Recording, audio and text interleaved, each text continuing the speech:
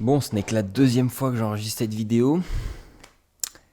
Ma caméra n'avait plus de place, donc on est parti. Aujourd'hui, on va parler d'entrepreneuriat. Si tu es déjà dans le bain de l'entrepreneuriat ou que tu cherches à y rentrer, je pense que tu dois absolument voir cette vidéo. Dans cette dernière, je vais te dévoiler ce que personne ne te dit ou ce que très peu de personnes osent admettre finalement. Je vais t'expliquer ce qui se passe dans les coulisses, à mon humble niveau et ce qui m'est donné de voir. Après avoir visionné cette vidéo, je suis prêt à parier que ton regard sur cet univers va quelque peu changer, mais mon but n'est absolument pas de te dégoûter et bien au contraire juste d'éclairer une zone d'ombre que peu de personnes veulent dépoussiérer. Pour ceux qui me découvrent avec cette vidéo, je m'appelle Kylian, donc Wizness en l'occurrence. Je gère depuis maintenant plus de 2 ans une agence de création de contenu, mais je suis dans le montage et la vidéo depuis plus de 7 ans et je fais des vidéos depuis 2013. Et j'accompagne aujourd'hui des gens à se former au montage vidéo ou aller chercher des chiffres plus importants, mais du moins à trouver leur premier client et vivre de cette activité. Cette vidéo, je vais la scinder en deux. Il va y avoir dans un premier temps mon expérience perso, ce que moi je ressens et ce que j'aimerais vous partager sur l'entrepreneuriat. Et de l'autre côté, et la partie peut-être la plus croustillante et celle qui vous plaira le plus, sur ce que je suis donné de voir et qui n'est pas accessible à tout le monde tant que vous n'êtes pas dans l'industrie. Aujourd'hui, en tant que monteur, je suis amené à côtoyer pas mal de monde, à avoir les potins un peu sur tout le monde. Et il y a des choses qui, pour le coup, si tu les savais avant de commencer, tu verrais les choses peut-être un petit peu différemment, tu ferais attention à qui tu donnes ta confiance, et j'espère pouvoir vous protéger de ça, en tout cas, au travers de cette vidéo. Premier point que j'aimerais aborder avec toi, c'est la solitude. La solitude, quand on entreprend, elle est de plus en plus présente en fonction des étapes dans lesquelles tu te retrouves. Quand tout va bien, honnêtement, tu la sens pas passer. Ça va à fond. À la limite, peut-être des moments où tu as besoin de te prendre une petite pause ou quoi que ce soit, tu dis tiens, j'aurais bien aimé partager un moment avec des gens, quoi que ce soit. La solitude dans l'entrepreneuriat, c'est surtout le fait que peu de personnes sont capables de te comprendre sur ce que tu fais, tes objectifs, tes projets, tes difficultés que tu rencontres quand tu vas partager ces difficultés avec d'autres personnes, ta famille, tes amis. Le problème, c'est qu'ils n'ont pas les clés en main pour comprendre véritablement ce que ça signifie. Si demain, quelqu'un venait te voir dans un job standard, dans un travail de salarié, si quelqu'un te disait écoute, j'en peux plus, mon patron il me saoule, je fais des horaires de fou, je suis pas payé mes heures sup, tu vas lui dire mets-toi en arrêt maladie, arrête, prends une pause, envoie le chier ou quoi que ce soit. Ça fonctionne pas dans l'entrepreneuriat. Parce que si t'envoies chier ton patron, c'est toi-même que t'envoies chier, c'est toi-même que tu fous dans la merde quand tu te mets en arrêt maladie. Tu peux pas faire ça parce que littéralement tu fais couler ton propre projet. Quand t'es entrepreneur, les messages que t'as besoin d'avoir dans les oreilles en permanence, c'est prends le temps qu'il faut, construis les choses de manière stable, sereine et pérenne surtout, mais n'abandonne pas. Diminue peut-être le rythme dans les moments où c'est un peu plus dur, prends du temps pour toi, prends un peu de recul sur la situation, mais ne lâche pas, t'es sur la bonne voie, t'avances. Et ça, en général, personne n'est capable de te le dire, parce que personne ne vit ça. Moi, un petit remède que j'ai trouvé à ça d'ailleurs tout récemment, c'est j'ai créé un groupe avec 2 collègues qui sont dans des niches complètement différentes. Un qui est dans la construction d'outils Notion et l'autre qui est dans tout ce qui est la partie newsletter. On est chacun à des niveaux un peu différents mais similaires au niveau du business. On est tous un peu dans cette étape de scaling, de devoir délivrer dans les mêmes problématiques qu'on rencontre plus ou moins. Et du coup, ça permet vraiment de se soutenir, de se partager un peu où on en est et de s'entraider. C'est pas forcément évident de tenir ce groupe à jour souvent. Moi, le premier, j'oublie, je ne poste pas forcément, ça dépend des périodes. Vous avez des grosses périodes de rush, c'est compliqué. Les périodes de rush, ça peut durer des mois, donc pour le coup, ça peut être un peu compliqué. Mais voilà, cette solitude, au final, on se la crée un peu tout seul, parce qu'au début, on est obligé de prendre de la distance avec les gens qui nous entourent de base. Nos amis, notre famille qui ne comprend pas et qui, finalement, je parlerai pas de frein ici, hein. Ça peut être un frein, effectivement, ça dépend comment vous le voyez. Mais voilà, des gens qui sont pas capables de comprendre ce que vous faites. Chacun a ses droits, chacun voit les choses comme il le souhaite. Ça se respecte. Et c'est les choix que vous faites aussi qui vous amènent dans la situation dans laquelle vous êtes, les sacrifices que vous êtes prêts à faire. Je suis convaincu qu'au plus c'est dur, dans les choix que vous faites, au plus ça vous amène à une situation dans laquelle vous serez stable, épanoui. Mais ça prend du temps. Et c'est difficile. Et le chemin pour y arriver est toujours incertain et juché d'embûches. Ça m'amène au point numéro 2 qui est en fait l'incompréhension des autres. On ne vit pas dans le même monde. Honnêtement, je pense qu'on peut parler de mondes complètement différents entre le monde du salariat, le monde de l'entrepreneuriat. Je parle ici que du côté pro, pas de la vie perso. On vit vraiment dans un monde à l'opposé, et même qui se retranscrit en vrai dans la vie perso. On n'a pas les mêmes habitudes, pas les mêmes envies, pas les mêmes discussions, pas les mêmes pensées. Moi, je sais qu'au quotidien, ça m'arrive que très rarement de penser à d'autres choses que du travail, honnêtement. Ou des projets, en tout cas, qu'est-ce que je vais faire. si on atteint un certain palier, comment est-ce que je vais investir l'argent, quelles sont les problématiques que j'ai. Je réfléchis toujours, inconsciemment même. Euh, et ouais, ça fait partie, je pense, de l'ADN des gens qui entreprennent. Je pense que ça s'invente pas, on l'a en nous. Et c'est des profils qui sont assez similaires. Et en général, même si chaque personne est différente, il y a une manière de penser, une manière d'opérer qui reste la même et qui fait que on se retrouve en tant que personnes qui entreprennent, personnes qui ont des projets en tout cas et qui veulent les mener à bien. Parce qu'il y a plein de gens aujourd'hui, et moi ça fait partie de cette césure entre certaines personnes de ma famille notamment ou des proches à moi et les gens avec qui je collabore aujourd'hui qui entreprennent, c'est que je ne vis pas du tout dans la même réalité qu'eux, je n'ai pas du tout les mêmes envies, les mêmes besoins. Et je ne conçois pas que tu puisses avoir des projets et que tu te laisses abattre et que tu ne les réalises pas. Vraiment, on n'a qu'une vie pour moi, hein.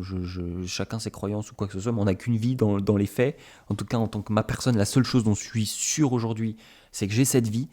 Alors pourquoi est-ce que je m'emmerderais à mal la vivre, à faire des mauvais choix, des choix faciles? Par contre, ça m'empêche pas d'être très épanoui au quotidien, d'avoir une relation amoureuse qui fonctionne très bien, je suis déjà marié, de vivre dans un endroit qui me plaît, qui me convient très bien, de jouer aux jeux vidéo avec mes potes.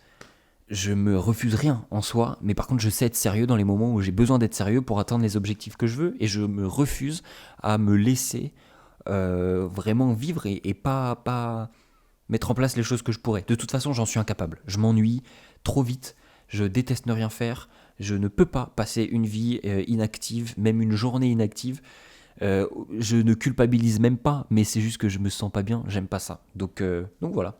Encore une fois, je serais vraiment curieux d'avoir vos avis sur ce point-là, en fonction de chacun, que vous entrepreniez ou pas. Je sais pas qui tombera sur cette vidéo-là, mais d'avoir votre retour, honnêtement, ça m'intéresse sérieusement pour avoir un vrai échange à ce sujet-là. J'aimerais aussi aborder le point du passage à vide. Dans l'entrepreneuriat, vous avez des gros passages à vide, mais des gros passages, des grosses traversées du désert. On appelle ça aussi la vallée du désespoir, hein. C'est le schéma un peu, le cycle émotionnel du changement, je crois que ça s'appelle. Et vous avez l'optimisme mal informé, après je crois que ça passe directement dans le pessimisme, dans l'optimisme informé, après dans la vallée du désespoir et ainsi de suite.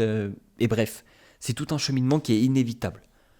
Quelque chose que j'aime bien visualiser à chaque fois, c'est que vous êtes obligé de savoir ce que ça fait que d'être en bas pour savourer les moments où vous êtes en haut. Vous ne pouvez pas conscientiser ce que ça fait que d'être au top de votre forme si vous n'avez pas été au plus bas. Et dans ce cadre-là, il faut accepter les moments où ça ne va pas. Et je vais essayer de vous donner le conseil qui fonctionne le mieux sur moi. Quand vous êtes dans une situation où vous avez l'impression que rien ne va, que vous avez remis en question les choses, que vous avez déjà essayé d'opérer dessus et que rien n'y fait, et que vous ne savez plus quoi faire, ne prenez pas de décision tout de suite maintenant. C'est la pire chose à faire. Vous le regretterez forcément, ça va vous coûter cher, et je ne parle pas financièrement parlant, hein, dans tous les sens du terme, et personne ne veut ça. Personne ne veut ça, je vous le souhaite pas, ou personne d'autre ne devrait vous le souhaiter, et vous ne devez pas vous le souhaiter à vous-même. Quand vous êtes au plus bas, prenez du recul, attendez, et voyez le lendemain déjà comment ça se passe, et quelles sont les solutions qui peuvent vous être apportées. Parce que clairement, quand vous êtes dans l'entrepreneuriat, votre seul job, c'est de résoudre des problèmes au quotidien. Moi, je me réveille le matin, la première chose que je fais, je regarde mes messages WhatsApp. J'ai en moyenne par jour 20 à 50 conversations WhatsApp en même temps. Et je ne fais que répondre à des questions, résoudre des problèmes, en plus de ce que je dois gérer moi de mon côté. Là, aujourd'hui, pour vous donner de la clarté, il y a l'agence vidéo, donc où je crée du contenu pour des clients. On parle d'une quinzaine de clients à peu près à gérer. De l'autre côté, j'ai une vingtaine de monteurs que je forme et qui bossent aussi sur mes clients. C'est-à-dire que je forme des monteurs à nos méthodes pour bosser sur nos clients. Donc j'ai déjà fait intégrer certains de mes élèves dans l'équipe d'Antoine Blanco. J'ai fait bosser mes élèves sur plein de projets vraiment tous différents, hein, du montage de formation, du montage de vidéos YouTube, de vlogs, peu importe, tout ce que vous voulez, du short form. Et bref, c'est de l'humain, et gérer de l'humain, c'est loin d'être le plus évident. Surtout quand il y a de l'argent en jeu, que chacun a son salaire, qu'à la fin il faut tout bien dispatcher, qu'il y a les rentrées d'argent, les sorties, comment est-ce que tout se gère. Bref, c'est tout un micmac qui fait qu'il y a des journées, quand vous avez un cumul, nous c'est le mardi en général, le mardi, il y a des mardis, il y a eu un mardi, ça a été un enfer. Et dans ces moments-là, j'étais avec mon associé, on était tous les deux dans le même état, à se dire mais bordel, mais vas-y viens on arrête tout. Ça ne fonctionne pas, ça ne peut pas fonctionner, on ne peut pas continuer comme ça. On va y laisser notre santé, on passe nos journées à essayer de résoudre les problèmes, à trouver des solutions. et t'es face à des gens qui en ont rien à foutre. Et ça, c'est une vérité. Arrêtez, je vous en place un autre que j'avais même pas pensé vous placer. Arrêtez d'être trop gentil avec les gens, parce que les gens vont vous bouffer. Quand on dit que l'entrepreneuriat c'est un monde de requins, c'est putain de vrai. Arrêtez d'être gentil avec les gens. Il y en a, j'ai été trop gentil avec eux, ils m'ont bouffé, manqué de respect. Des fois, vous avez juste envie de vous dire, mais la prochaine fois, frérot, tu te noies, je te regarde te noyer. Et c'est la plus belle chose qui pourra m'arriver. Vraiment, croyez-moi, vous pouvez vous prendre des coups de pute, vous les voyez même pas venir, vous savez pas d'où ça va arriver. Ne faites confiance à personne. Bétonnez tout. Ayez des contrats. Soyez au fait de ce qui peut être fait. Quand vous rentrez dans quelque chose, comment est-ce que vous pouvez en sortir? C'est la première question à vous poser. Protégez-vous, faites attention. C'est hyper important. Quoi que vous fassiez, professionnellement parlant, personnellement parlant, bref, ça englobe toutes les parts de votre vie. Soyez très prudent et donnez votre confiance avec parcimonie. En tout cas, dans une certaine limite. Ça nous amène bien évidemment aux points qui suivent en fait, qui sont ce que j'ai pu observer en tant que monteur vidéo, en tant que personne qui donne des conseils, qui apporte de la stratégie à mes clients ou quoi que ce soit. Je suis amené encore hier, j'étais en call, je cite un des clients avec qui j'ai pu collaborer et j'en apprends des vertes et des pas mûres sur cette personne. Et c'est ça en permanence. La première chose que je vois de l'extérieur, c'est à quel point c'est difficile de réussir réellement. Et le réellement a toute son importance. On a tous notre notion de réussite dans la vie, en fonction de la somme qu'on génère, du cadre dans lequel on vit, des personnes qui nous entourent, etc. Chacun a sa définition de la réussite, elle est propre vraiment à chacun et c'est très important de le conscientiser.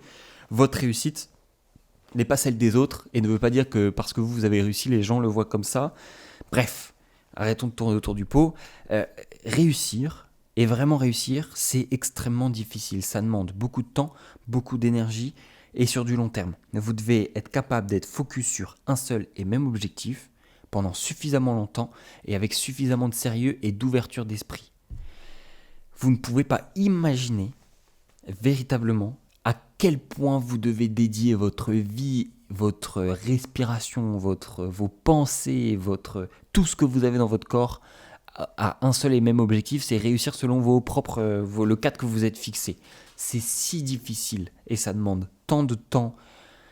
Vous êtes constamment en fait confronté à j'ai une idée, je la mets en place, j'ai un échec, je dois trouver une solution et on réitère. Et c'est ça tout le temps. Et au plus vous avancez, au plus les problématiques sont de plus en plus complexes. Si je parle à mon échelle, aujourd'hui pour vous donner un ordre d'idée, donc comme je vous le disais, il y a une quinzaine de clients, une vingtaine d'élèves à gérer, ça fait plus d'une trentaine de personnes en termes d'humains à côtoyer, pas de manière quotidienne, pas 30 personnes au quotidien, mais on va dire facile 10-15 personnes au quotidien. Dans les moments les plus rush, ça peut aller jusqu'à la capacité maximale, voire plus en fonction des périodes.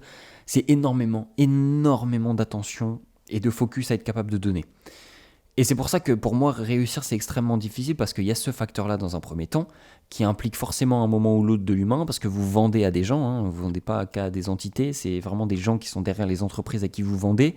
Et vous avez un devoir de résultat, vous avez des questionnements, vous avez des gens qui remettent en cause ce que vous faites, qui remettent en doute vos paroles, et vous devez tout le temps avoir ce truc de « oui, ça fonctionne, oui, je vais vous prouver que ce qu'on fait, c'est bon, oui, je vous ai donné des résultats, voici la preuve, etc. » Vous êtes tout le temps, c'est un combat perpétuel, vous vous vendez en permanence. Et le petit bonus, c'est l'argent dedans. En fonction d'où vous vivez, de vos choix de vie, de votre lifestyle et de votre connaissance plus ou moins accrue en tout ce qui est fiscalité, vous allez vous rendre compte que générer des grosses sommes d'argent, c'est pas forcément si évident que ça. Il y a un moment où se pose la question de qu'est-ce que je vais foutre avec tout cet argent. Et c'est pas en mode qu'est-ce que je vais faire, comment est-ce que je vais le dépenser, ça il n'y a pas trop de problème en général. Bien qu'à un certain niveau, je pense que ça puisse arriver, on n'en est pas du tout là et c'est pas le sujet aujourd'hui, mais c'est comment est-ce que je vais faire pour générer autant d'argent et tout bien faire pour pas me faire asmater derrière. L'URSSAF, l'impôt sur le revenu, tout ce qu'il peut y avoir à payer à droite à gauche, les assurances, les outils à droite à gauche, tout ce qui arrive et qui gravite autour de ce que vous construisez, vous allez vous rendre compte que si vous avez une très mauvaise gestion de vos finances, vous allez vite fait d'avoir généré des grosses sommes d'argent et de vous retrouver à moins qu'avant. Ok ? C'est très important. Donc, de là s'offrent plusieurs possibilités à vous. Où est-ce que vous allez résider ? enfin en tout cas où est-ce que vous allez mettre pour lieu de résidence votre entreprise, ce qui implique notamment que pour 6 mois de l'année, pour la plupart du temps, si on parle de Dubaï, Bali, vous êtes obligé d'aller vivre là-bas pour 6 mois de l'année, au minimum. Bref, quand on n'est pas dans la situation, dans le moment où il faut décider, c'est facile de se dire, allez, quand on fait tant par mois, on se casse, on va à Dubaï, ou on va à Bali et on ouvre tout là-bas. J'ai vu des avocats fiscalistes dans les 2 pays, pour voir où est-ce que je voulais le plus, moi, personnellement, me mettre. Pour l'instant, j'ai toujours pas décidé. Même si c'est Bali qui me semble être la meilleure option pour moi, à titre personnel, pour mon style de vie à moi. Dubaï, en fait, ce qui est intéressant, c'est que on vous vend le 0% d'impôt, ce qui est de moins en moins vrai en fonction des prestations que vous faites aussi, et si vous échangez avec des locaux ou des gens de l'extérieur. Donc tout ça, renseignez-vous bien avant de foncer tête baissée. Encore une fois, il y a vraiment un paramètre à en prendre en compte, c'est est-ce que vous avez l'impression de faire vraiment beaucoup d'argent à votre échelle, ou est-ce que à l'échelle du pays dans lequel vous allez et de comment est-ce que c'est échelonné fiscalement parlant, vous faites vraiment beaucoup d'argent. Parce qu'en fonction des sommes d'argent que vous faites, soit vous faites asmater, soit vous êtes bien. C'est comme en France par exemple, la classe moyenne elle n'existe plus. Il n'y a plus de classe moyenne. La classe moyenne elle se fait tabasser. Vous êtes dans cette classe-là, vous êtes une victime tout le reste de votre vie. Et je pense que beaucoup pourront témoigner en faveur de ce que je viens de dire, quand vraiment vous avez un salaire plus haut que la moyenne, 4 000, 5 000 euros par mois, vous payez sur tout ce que vous faites. Vous respirez plus que les autres. Attention, vous gagnez plus d'argent, c'est sûr, vous respirez plus que les autres, l'oxygène ça va être plus cher, monsieur. C'est que des trucs comme ça. Vous avez une résidence secondaire, allez, vous faites asmater, vous payez tellement cher sur tout. Ce que vous pouviez avoir comme confort de vie il y a encore 20 ans, honnêtement, hein, vous ne l'avez plus du tout en France aujourd'hui. Essayez d'acheter une maison pour 200 000 euros. Aujourd'hui, elle en vaut 400 000 en France, la même maison. Donc, il y a un moment où forcément vous allez être obligé de bouger, de faire des choix, mais attention, parce que bouger à Dubaï, bouger à Bali ou quoi que ce soit, il y a des frais, des visas, des renouvellements de visas, des ouvertures de société, des frais de gestion de la société, des comptables à payer, qu'est-ce qu'il peut y avoir d'autre ? Il y a tellement de choses, honnêtement. Le lieu sur place que vous allez devoir prendre, les billets d'avion pour bouger au lieu dans lequel vous voulez aller, les frais cachés, entre guillemets. Par exemple, quand vous allez à Dubaï, tout ce qu'il y a autour de votre vie coûte super cher. Enfin, ça coûte cher. Ça dépend comment vous vivez, mais ça coûte cher. Moi, aujourd'hui, je vais à Marrakech, donc les choses sont assez peu chères dans le quotidien. C'est-à-dire que ça peut aller du simple à 10 fois le prix de ce que je paye ici quand vous êtes juste à Dubaï parce que c'est Dubaï. Donc c'est pour ça qu'il faut faire très attention dans vos choix. C'est hyper important. Je vais mixer 2 points, c'est un peu les mensonges. Et en fait, dans cette partie-là, je vais parler des gentils et des méchants. Moi, je me considère dans le camp des gentils. Après, chacun voit midi à sa porte. Hein. Je me considère dans le camp des gentils parce que je fais du business éthique, parce que je fais très attention à ce que je fais et je n'ai pas pour but de m'enrichir sur le dos des autres, mais de m'enrichir sur la valeur que j'apporte aux autres. Et pour moi, c'est comme ça que ça devrait fonctionner partout. Les méchants, ce sont ceux qui n'ont peu d'éthique, peu de scrupules et qui ont peut-être pas d'estime d'eux-mêmes. Je vous laisse juger, ça ne me regarde pas hein, et je ne me permettrai pas de faire des jugements comme ça sur les gens, bien qu'au fond de moi, j'ai mon avis sur la question. Et bien ces gens-là nous font payer. Et c'est pour ça que je les appelle les méchants, hein. Ils nous font payer leur manque de sérieux, leur manque de compassion envers les autres, leur manque de considération des autres par des actions qui font que les gens perdent confiance aux autres. Tout ce qui est formateur en ligne, tout ce qui est business en ligne en général ou quoi que ce soit, les gens ils sont là, ouais, les influenceurs de Dubaï, les influx voleurs, les gens qui te vendent des trucs et au final t'as rien, ça c'est les méchants. Et après il y a les gentils comme nous, comme certainement vous qui regardez cette vidéo, qui cherchez à bâtir quelque chose de solide et de respectueux. Et c'est dur, c'est très dur de passer après ces gens-là parce qu'il faut les convaincre que l'expérience qu'ils ont eue n'est pas l'unanimité et que ce n'est pas la norme et que ce n'est pas normal. Et que eux, par contre, ils doivent accepter. Vous arrivez avec une vraie expertise, vous les faites payer parfois cher parce que votre expertise coûte cher. Et les gens, ils ont du mal à vous faire confiance. Et ça met des relations qui peuvent être compliquées à construire. Surtout quand vous débutez. Moi, j'ai la chance aujourd'hui d'avoir des clients depuis longue date. Il y en a, ça fait 4 ans qu'on travaille ensemble. En moyenne, sur le format d'agence que j'ai aujourd'hui, ça fait au moins 1 an et demi, 2 ans que j'ai les mêmes clients Pour les 3 quarts, on les a conservés. Si ça s'est arrêté, il n'y a jamais eu de problème à proprement parler. Il n'y a pas eu de conflit qui a fait que ça a arrêté, bien que certains, il y en a un, ça s'est arrêté, mais de notre côté, parce qu'il ne nous a pas payé à la fin. Dans d'autres circonstances, tout le reste se passe très bien, avec des gens qui sont polis, courtois et qui font bien leur travail. Mais voilà, beaucoup de gens auront réussi sur des choses qu'ils ne seront pas capables de vous expliquer. Leur réussite financière ne vient pas du business qu'ils ont actuellement, pour beaucoup. Donc faites attention. Moi, je vous invite à être très prudent, à prendre du recul sur les informations qu'on vous donne, hein, moi y compris. Ma vidéo n'est pas à prendre tout au pied de la lettre. Ça reste mon expérience, mon vécu, ce que j'en ressens. Je pourrais très bien vous mentir et vous raconter n'importe quoi. Personne n'est là pour vérifier. Donc faites attention à ce que les gens vous disent. Prenez du recul et assurez-vous d'avoir toutes les clés en main pour prendre une bonne décision éclairée. C'est extrêmement important. Je ne sais plus si je vous l'ai dit dans cette vidéo, vu que je l'ai tournée 2 fois, mais quand vous rentrez dans quelque chose, la première chose que vous devez savoir, c'est réellement comment est-ce que vous allez en sortir. Si vous ne savez pas quelle est votre issue de secours dedans, je parle de n'importe quelle issue de secours, c'est pas forcément en cas d'urgence, mais comment est-ce que vous sortez par exemple quand vous investissez en crypto, si vous ne savez pas, c'est pas au moment où vous devez retirer que vous devez savoir comment retirer et que vous devez apprendre à le faire. C'est déjà trop tard. Donc faites attention à vous, continuez à faire du business éthique. Moi je sais que le parcours que je suis en train d'avoir, il n'est pas facile, mais que les gens, pour arriver au niveau où j'en suis, je suis assez tranquille. Il y a peu de gens qui seront capables de le faire. Et c'est ça qui me rassure aussi sur toutes les étapes que je débloque au fur et à mesure. C'est dur.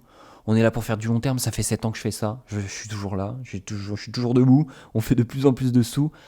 Et je sais que pour arriver au niveau où j'en suis aujourd'hui, même sans parler des sommes qu'on génère, pour arriver juste à ce qu'on a bâti, va falloir que les gens travaillent dur. Donc c'est pour ça qu'aujourd'hui, je sais que même des gens qui font des millions mais qui les ont bâtis sur du mensonge ne seraient pas capables de faire ce que je fais aujourd'hui. Et c'est une fierté. Je suis très fier d'avoir un business comme ça où tous les matins je me lève et je sais que j'ai changé des vies, que des gens aujourd'hui ont pu quitter leur travail grâce au montage vidéo, que certains choquent même leurs clients en rendez-vous et nous partagent pendant les appels et nous disent c'est un truc de fou. Même les clients ils étaient choqués qu'en un mois j'ai réussi à leur expliquer ça et que j'ai pu leur solutionner des problématiques. Moi c'est ça mon bonheur au quotidien. Et j'espère que vous trouverez le vôtre. Sur ce, on se retrouve dimanche prochain pour une nouvelle vidéo. Et à très vite.